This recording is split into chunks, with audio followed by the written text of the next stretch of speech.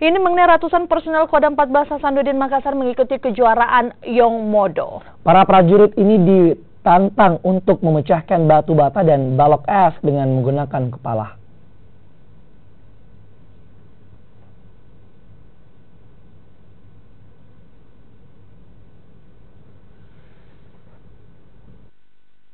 Kodam 14 Hasanuddin Makassar, Sulawesi Selatan menggelar lomba Yongmodo di Anjungan Pantai Losari, Makassar.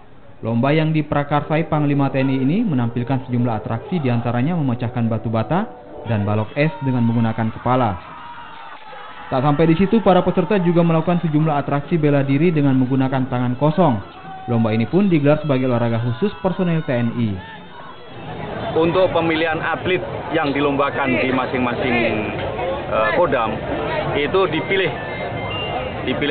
sehingga tidak atau diundi, sehingga kita tidak bisa memilih atlet yang terbaik untuk tampil.